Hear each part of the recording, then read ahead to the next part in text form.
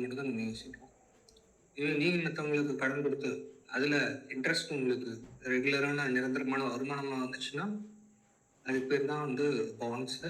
நம்ம இந்த வீடியோவில் டெட் ஃபண்ட்ஸ்னால் என்ன, இது மூலமாக எப்படி எஃபிஷியண்ட்டாக வந்து பணத்தை நீங்கள் சேவ் பண்ணி நல்ல வருமானம் பண்ணலாம் அப்படிங்கிறது தான். ஸோ இப்போ டெட் ஃபண்ட் அப்படின்னு எடுத்துக்கிட்டிங்கன்னா கடன் சார்ந்த இதுகளும் அதில் இன்வெஸ்ட் பண்ணுறது தான் டெட் ஃபண்டு. இது எப்படி ஒர்க் ஆகுது அப்படிங்கிறது தான் வந்து நம்ம இந்த வீடியோவில் பார்க்க போகிறோம். ஸோ நான் முன்னாடியே சொன்ன மாதிரி நீங்கள் வந்து பர்சனல் லோன் எடுக்கிறீங்கன்னு வச்சுக்கோங்களேன். ஸோ எப்படி வந்து பர்சனல் லோன் வந்து உங்களுக்கு கொடுக்குறாங்க பேங்க்ஸ், நீங்கள் வந்து பேர் என்ன, ஆதார் என்ன, என்னோட அட்ரஸ் என்ன, நீங்கள் எவ்வளோ சம்பளம் வாங்குற, இதுக்கு முன்னாடி லோன் எடுக்கிறீங்க, லோன்லாம் ஒழுங்காக கட்டுறியா, postpaid bill prepaid bill எல்லாமே கரெக்டாக கட்டுறியா. ஸோ உங்களுக்குன்னு ஒரு எலிஜிபிலிட்டி, ஒரு பர்டிகுலர் கம்பெனியில் வேலை பார்த்தா கம்மியான இன்ட்ரெஸ்ட், அந்த மாதிரி ரெப்புடேஷன் இல்லாமல் சின்ன கம்பெனியில் வேலை பார்த்தீங்கன்னா அதிகமான இன்ட்ரெஸ்ட். ஸோ இதெல்லாம் வச்சு உங்களுக்கு சிபில் ஸ்கோர் வந்து கால்குலேட் ஆகிடும். ஸோ இதெல்லாம் பேஸ் பண்ணி தான் உங்களுக்கு வந்துட்டு லோன்ஸ் கொடுப்பாங்க, என்ன இன்ட்ரெஸ்ட்டு, எவ்வளோ லோன் அமௌண்ட்டு அப்படின்னு. ஸோ அதுக்கேற்ற மாதிரி நீங்கள் லோன் வாங்கிட்டு அதை பேஸ் பண்ணி கொஞ்சம் கொஞ்சமாக வந்து இன்ட்ரெஸ்ட்டையும் கட்டி அசலே கட்டிப்பிடும்.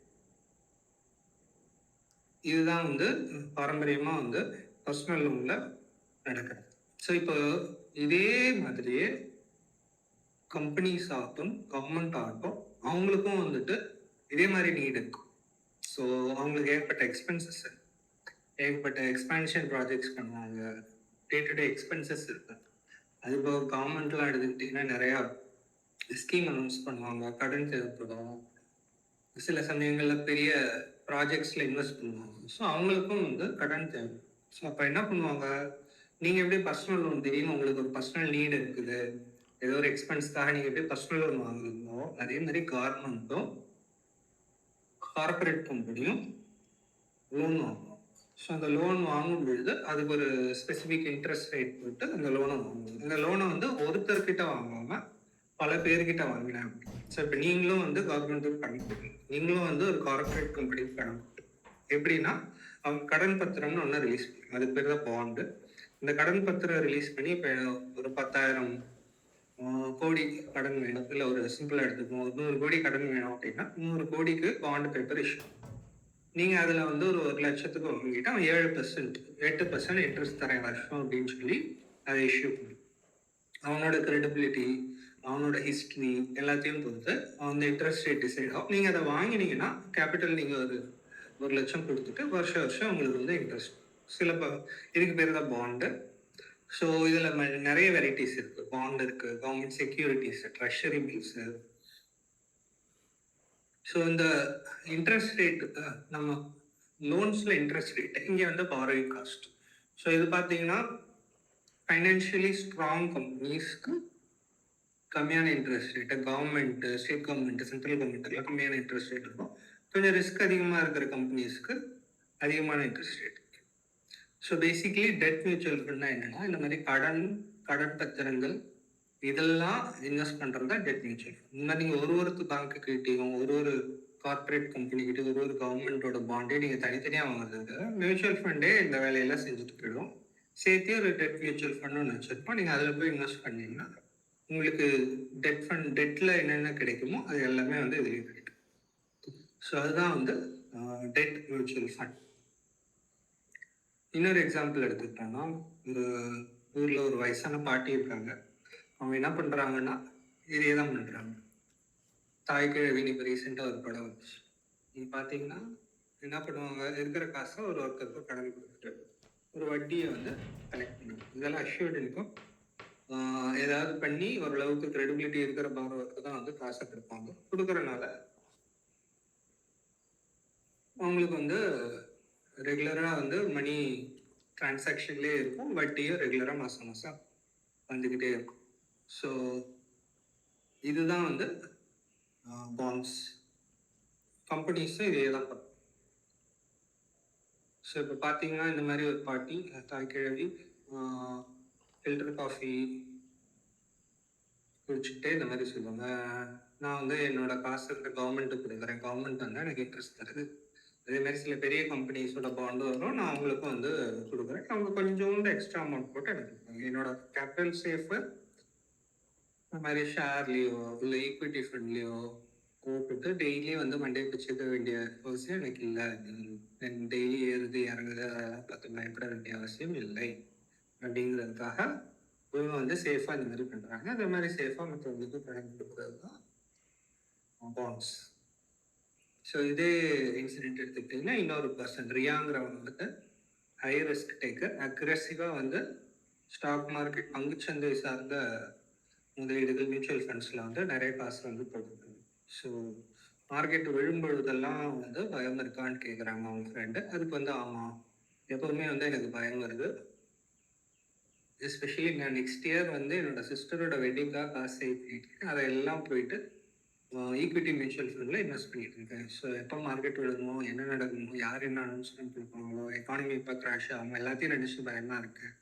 ஸோ இப்போ 6 மாதம், 1 வருஷம், 2 வருஷம் கழிச்சு உங்களுக்கு வந்து கேபிட்டல் வேணும் அப்படின்னு நீங்கள் சேவ் பண்ணிட்டு வரீங்கன்னா ஈக்விட்டி மியூச்சுவல் ஃபண்டில் போடுறத விட பெட்டர் ஆப்ஷன் பார்த்தீங்கன்னா இந்த மாதிரி பாண்ட்ஸில் போடுறது, டெட் ஃபண்ட்ஸில் போட்டிங்கன்னா அப்போ என்ன ஆகும்னா உங்களுக்கு ஹியூஜ் ஃபால் இருக்காது, டீசென்ட் ரிட்டர்ன் வரும். ஓரளவுக்கு உங்களால் பிளான் பண்ணி அந்த எக்ஸ்பென்ஸை மீட் பண்ணி.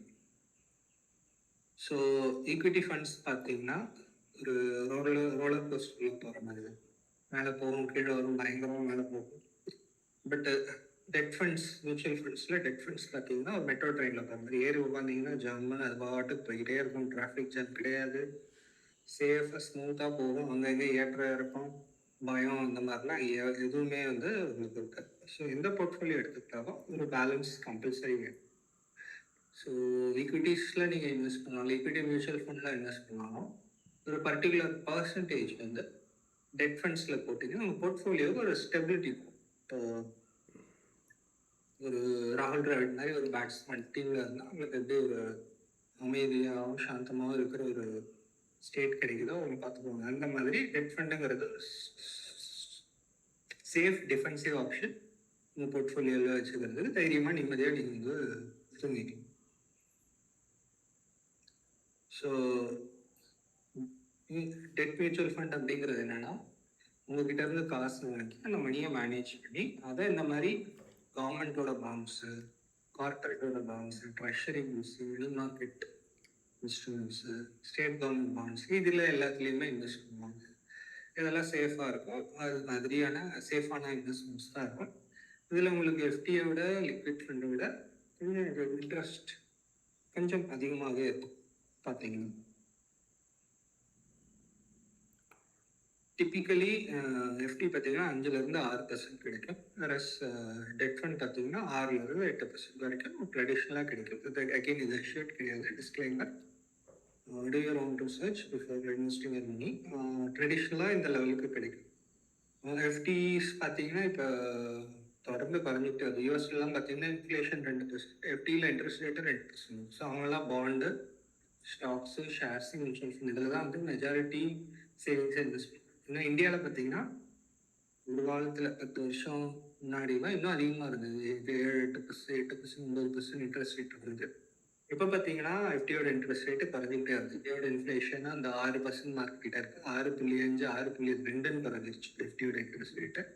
இன்னும் கொஞ்ச நாள் ஆச்சுன்னா குறைஞ்சிக்கிட்டே வந்து யூஎஸ் மாதிரி நம்மளும் வந்து 2%க்கு போக வாய்ப்பு இருக்குது. அதனால் இது யாருக்கு வந்து சிறந்த முதலீடு அப்படின்னு பார்த்தீங்கன்னா கேபிட்டல் சேஃபாக இருக்கணும், ரிஸ்க்கு கம்மியாக இருக்கணும், பட் எனக்கு டீசெண்டான ரிட்டர்ன் எஃப்டியை விட கொஞ்சம் அதிகமாக ரிட்டர்ன் பார்க்கணும் அப்படின்னு நினைக்கிறீங்க.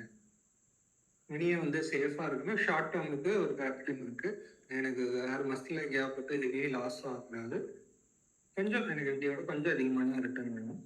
ரெண்டு ரிட்டையர்மெண்ட் ஆனவங்க நிம்மதியாக பீஸ்ஃபுல்லாக வந்து ரிட்டையர் லைஃப் லீட் பண்ணணும் அப்படின்னா மெஜாரிட்டி ஆஃப் சேவிங்ஸ் இந்த மாதிரி பாண்ட்லேயே எஃப்டிலேயும் தான் போய் போட்டுருப்பாங்க. எஃப்டிலேயே 100% போகாமல் பாண்ட்லேயே கொஞ்சம் அமௌண்ட் போடலாம்.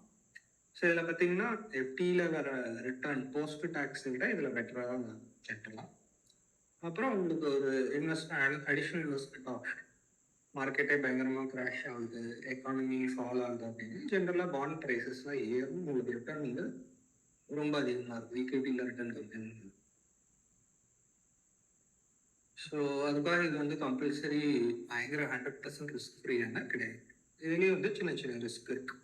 So interest rate risk. இப்போ திடீர்னு வந்து இன்ட்ரெஸ்ட் ரேட் ஏற்றுனாங்க அப்படின்னா, இப்போ பாண்ட் விலையில குறையும். இப்போ இன்ட்ரெஸ்ட் ரேட் குறைச்சாங்கன்னா பாண்ட் விலையில ஏறும்பொழுது உங்கள் டெட் மியூச்சுவலுக்கு நல்லா பர்ஃபார்ம். இன்ட்ரெஸ்ட் ரேட் குறைச்சாங்கன்னா அப்படியே ஆப்போசிட் இது வேணும்.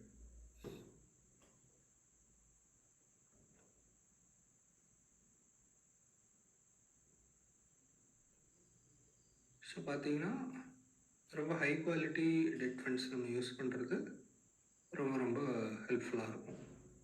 ஸோ ஒரு சேஃபான ஸ்டேபிளான இன்வெஸ்ட்மெண்ட் எஃப்டியை விடவும் பெட்டராக இருக்கணும். எனக்கு ஒரு கேபிட்டல் கொஞ்சம் அடிஷ்னலாக இருக்குது, அது சேஃபான இடத்துல போடணுன்னா இது வந்து ரொம்ப நல்ல ஒரு ஆப்ஷன். ஸோ இதுக்கடுத்து பார்த்திங்கன்னா ஏன் வந்து மக்கள் சூஸ் பண்ணுறாங்க அப்படின்னா, நான் சொன்ன மாதிரி ஸ்டேபிளான ரிட்டர்ன்ஸ் எஃப்டியை விட கொஞ்சம் பெட்டராக இருக்கும். ரிஸ்க்கு கம்மி. ஸ்டாக் மார்க்கெட்டில், ஷேர்ஸில், ஈக்விட்டி ஃபண்டில் போடுறத விட இதில் ரிஸ்க்கு கம்மி. டேக்ஸ் வைஸ் பார்த்திங்கன்னா எஃபிஷியன்ட் எஃப்டியை விட. மேபி கவர்மெண்ட் இதை பார்த்துட்டு இதுக்கும் டேக்ஸ் பண்ணுவாங்க. இன்றைக்கி பார்த்திங்கன்னா tax efficient. Short to medium term கோல்ஸ்க்கும் குட்டு, லாங் டேர்முக்கும் நீங்கள் போடலாம். But ideally short to medium டேர்ம்னா ஈக்விட்டியில் போட்டிங்கன்னா ஃப்ளக்சுவேஷன் அதிகமாக இருக்கும். அதை வந்து இதை அவாய்ட் பண்ணும், ஒரு டீசென்ட் ரிட்டர்னும் கொடுக்கும். அண்ட் உங்களுக்கு லாங் டேர்மில் ரெகுலரான ஒரு இன்கம் இன்ட்ரெஸ்ட் மூலமாக வந்துகிட்டே இருக்கும். ஸோ இதில் நிறைய டைப்ஸ் இருக்குது. மோஸ்ட்லி வந்து டியூரேஷனை வச்சு டைப்ஸு, யார் இஷ்யூ பண்ணுறாங்கிறத வச்சு. ஒன்று வந்து லிக்விட் ஃபண்ட்னால் ரொம்ப கம்மியான டியூரேஷன் தான் இந்த பாண்டுக்கு எக்ஸ்பைரி இருக்கும். ஓவர் நைட் ஃபண்ட்ஸ்னால் நைட் ஒன் டேயில் இருக்கிற ஃபண்டு. அல்ட்ரா ஷார்ட் டியூரேஷன்னா 0 to 3 months. லோ டியூரேஷன்னா up to 6 months. medium to long. So 1 to 3, 6 months to 1 year, 1 to 3 years bond, 3 to 10 years, greater than 10 years இருக்கும். அதுபோக பார்த்திங்கன்னா டைனமிக் பாண்ட்ஸ்னால் இன்ட்ரெஸ்ட் ரேட்டே டைனமிக்காக இருக்கும். பேங்கிங் அண்ட் பிஎஸ்சி ஃபண்ட்ஸ்னால் பப்ளிக் கம்பெனிஸு, பேங்க்ஸு அவங்களாம் இஷ்யூ பண்ணுற பாண்ட் அது எப்படி சொல்லுவாங்க. கார்ப்பரேட் கம்பெனி இஷ்யூ பண்ணால் அதை வந்து கார்ப்பரேட் பாண்ட்ஸ்னு சொல்லுவாங்க. கில்ட் ஃபண்டுங்கிறது சென்ட்ரல் கவர்மெண்ட் பண்ணுறது, இது 100% சேஃபு. கிரெடிட் ரிஸ்க்குங்கிறது வந்து கிரெடிட் ரிஸ்க் பேஸ் பண்ணி வருது. ஃப்ளோட்டிங் ரேட்டுங்கிறது இன்ட்ரெஸ்ட் ரேட் வந்து வேரி ஆகும். இன்கம் ஃபண்ட்ஸுங்கிறது வந்து உங்களுக்கு இன்கம் ரெகுலராக வர மாதிரி வச்சு கொடுப்பாங்க. ஸோ எஃப்டிபி, எஃப்எம்பி ஃபண்ட்ஸ்னு ஒன்று இருக்குது. கில்ட் ஃபண்டுக்கு 10 year கான்ஸ்டன்ட் டியூரேஷன். கில்ட் ஃபண்டுங்கிறது சொன்ன மாதிரி சென்ட்ரல் கவர்மெண்ட்டோட. ஸோ அடுத்து பார்த்திங்கன்னா இன்னும் கொஞ்சம் டீட்டெயில்டாக நம்ம போனோம்னா, இப்போ நான் எக்ஸ்பிளைன் பண்ணது தான். லிக்விட் ஃபண்ட்ஸ் பார்த்திங்கன்னா up to 91 days the duration. Short duration ஃபண்ட்ஸ்னால் 1 to 3 years. கார்ப்பரேட் பாண்ட்ஸ்னால் அதில் ஹை ரேட்டட் இருக்குது, ஜங்க் பாண்ட்ஸ்னு சொல்லுவாங்க. ரேட்டிங் கம்மியாக இருக்குது, ஒருத்தனுக்கு லோன் கொடுக்குற கெப்பாசிட்டி எலிஜிபிலிட்டி இல்லாத ஒருத்தனுக்கு நீங்கள் லோன் கொடுக்க முடியாது இல்லையா. அந்த மாதிரி ஒரு சில கம்பெனிஸ்க்கு ரேட்டிங் கம்மியாக இருக்கும், அவங்களால ரொம்ப நாளைக்கு சஸ்டெயின் பண்ண முடியாத கம்பெனிஸ்லாம் கொடுத்தாங்கன்னா 12%, 15% இன்ட்ரெஸ்ட் கொடுப்பாங்க. பட் ரிஸ்க்கு ரொம்ப அதிகம், உங்களோட கேபிட்டலே லாஸ் ஆகும். அதனால் கார்ப்பரேட் ஃபண்ட்ஸ், பாண்ட் ஃபண்ட்ஸ்லாம் போனீங்கன்னா ஓரளவு ரெப்யூட்டட் கம்பெனி, நிறைய கேஷ் வச்சுருக்கிற கம்பெனி, அந்த மாதிரி கம்பெனிஸ் தான் வந்து ரேட்டிங் நல்லாயிருக்கும். இன்ட்ரெஸ்ட் கம்மியாக இருக்கும், பட் டீசெண்டாக இருக்கும். Gilt funds 100% government securities. Credit risk ஃபண்ட்ஸில் ரிட்டர்ன் அதிகமாக இருக்கும், பட் ரிஸ்க்கும் வந்து அதுக்கேற்ற மாதிரி ரொம்ப அதிகமாக இருக்கும். ஸோ அப் டு ஓவர் நைட்டுங்கிறது அப் டு 1 day, லிக்விட் ஃபண்ட்ஸுங்கிறது up to 91 days, ultra short டியூரேஷனுங்கிறது வந்து 3 to 6 months, லோ டியூரேஷனுங்கிறது 6 to 12 months. மணி மார்க்கெட் ஃபண்ட்ஸுங்கிறது வந்து maturity up to 1 year. Short டியூரேஷன்றது 1 to 3, 3 to 4 மீடியம் டு லாங்னா 4 to 7, கிரேட்டர் தேன் 7னா லாங் டியூரேஷன் ஃபண்ட்ஸ். யாரெல்லாம் இன்வெஸ்ட் பண்ணலாம் அப்படின்னு கேட்டிங்கன்னா எல்லாருமே ஆரம்பிக்கலாம். இப்போ நீங்கள் இது வரைக்கும் இன்வெஸ்டே பண்ணதில்லை, எஃப்டியில் தான் பண்ணிகிட்ருக்கேன்னா நீங்கள் இந்த மாதிரி டெட் ஃபண்ட்ஸில் ஸ்டார்ட் பண்ணலாம் எங்கள் இன்வெஸ்டர்ஸ். ஸோ புதுசாக இப்போ தான் ஃபர்ஸ்ட் டைம் மார்க்கெட்டுக்குள்ளே வரேன், இந்த மாதிரி மேலே கீழே போகிறது பயமாக இருக்குது அப்படின்னு நினச்சிங்கன்னா நீங்களும் வந்து ஸ்டார்ட் பண்ணும் பொழுது இதிலேருந்து ஸ்டார்ட் பண்ணலாம். ஈக்விட்டி போகாமல் இதில் ஆரம்பிச்சிங்கன்னா மேபி உங்களுக்கு இனிஷியலாக ஒரு சேஃபாக ஸ்டார்ட் பண்ணலாம். ஓரளவுக்கு லேர்ன் பண்ணதுக்கப்புறம் நீங்கள் அக்ரெசிவாக மற்ற ஃபண்ட்ஸ் வாங்கலாம். மெயினாக சீனியர் சிட்டிசன்ஸ்க்கு இது ஒரு பெரிய ஆப்பர்ச்சுனிட்டி.